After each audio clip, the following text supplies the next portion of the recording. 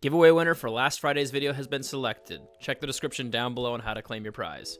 What's up, everybody? Today I'm going to be talking about grading cards. The thing everybody thinks is going to make them a ton of money, but actually can backfire poorly.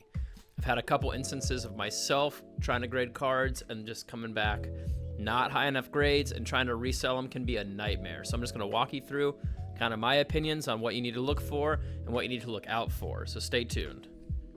All right, well, what kind of prompted this was that I just recently bought a Glaceon VMAX that was graded CGC 8.5, and I bought it for pretty cheap. Like, raw, those cards go for about $140 to $150, and I got this card for about $100, which is insane. I think it's just because it was graded an 8.5 that someone was just really just trying to get rid of it, you know?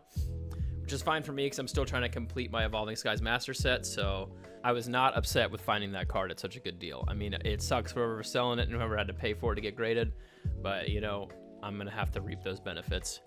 I also just recently sold one of my Charizard V alt arts that I showcased in my last video where I showed you kind of all my graded cards.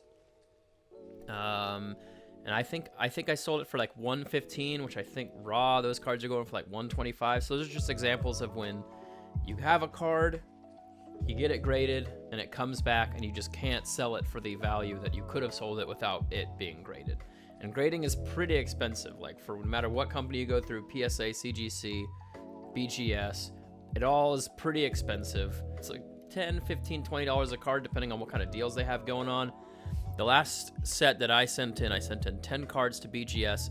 They had like a promotion going on, one of their bulk promotions, I think, and it took about 3.5 months to get back, which was kind of a pain in the ass because by the time some of those cards came back, the value on them had just gone so far down. Cards just go up and down, and right now cards are going way down, so it's a good time to pick up some of these cards that you're missing for your collection, kind of like with this Glaceon card, which it's going to get cracked at the end of this video. So that should be pretty exciting. Look at what cards you really want graded and why you want to grade them. Like, if you have a card that you think is going to be perfect 10, send it in. Why not? Like, if you think your judgment is good, who am I to tell you no?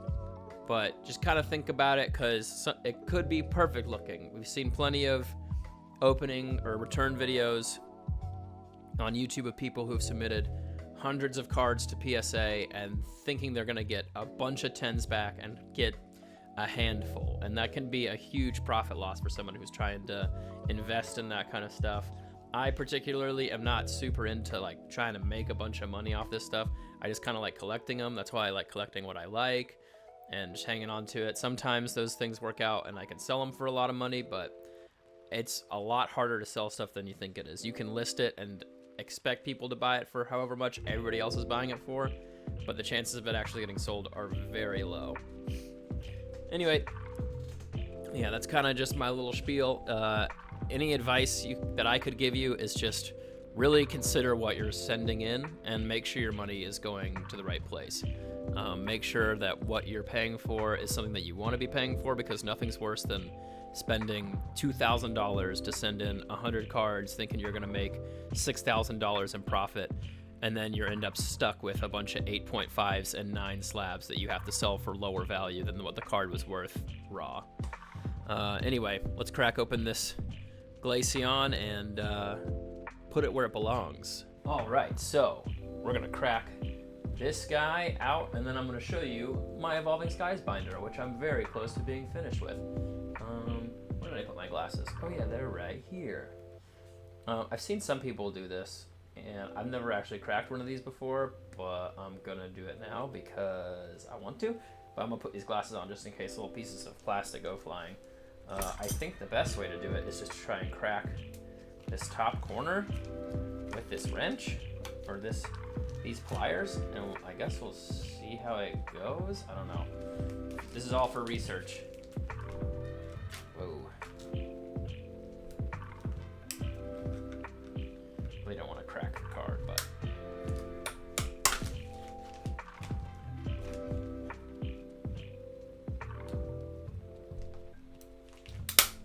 there we go. Easy peasy. A lot easier than I thought it would be. All right, let's see. we wedge something in there now? Oh, let's keep cracking that corner, actually.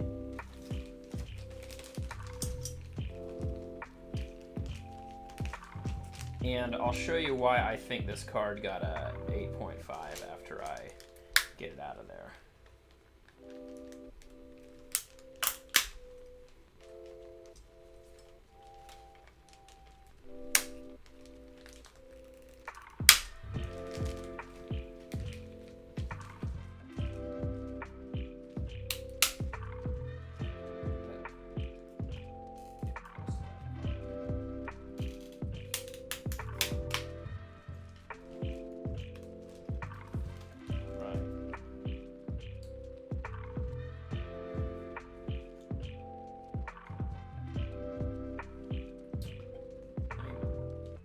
Seconds. I gotta find something flat enough to get in there.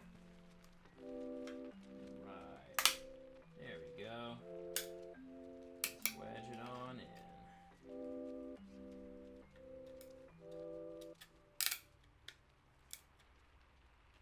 At this point, I should be able to just pull it apart. Boom. Oh, this card's getting messed up anymore. Alright. And you're free, buddy.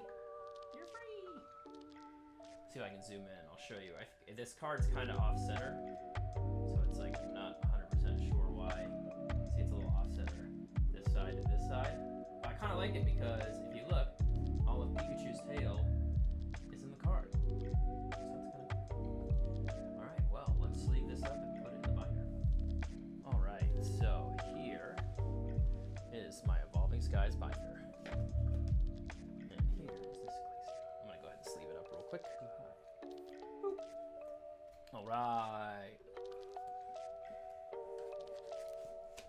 Let's put it where it belongs. All right, we're getting into full arts. We got the Altart Leafeon V, full arts. I had to buy a couple of these. I'm missing the Glaceon full art, which is annoying, and the Golurk. Altarts, Medicham. This is another one I'm missing, the Dragonite V, Altart. Got Noivern V, I actually pulled 2 of these cards. Got my ETB book. Let's see which one I'm missing. Yep, Dragonite V. Missing, oh my gosh. This is, the Trevenant V is the one everyone pulls, so I'm missing, I have the Leafeon, Altart, Trevenant V Max Rainbow. So if anybody has that card and doesn't want it, let me know. I'll trade for you. And then the Rainbow Gyarados right there. Got the Rainbow Glaceon V Max. And now I can put this card right there. Shazam! Awesome. Now I'm still missing the Sylveon V Max Altart. And the Lycanroc Rainbow. But I have the Umbreon VMAX, and I have this guy right here, the one that everybody wants, the one that everybody wants to get. The Umbreon VMAX. I pulled that a while ago, probably like a year ago. Just randomly bought some Evolving Skies. And then Garbodor, Rayquaza, Rayquaza VMAX, have 2 of those. I showed you guys the 10.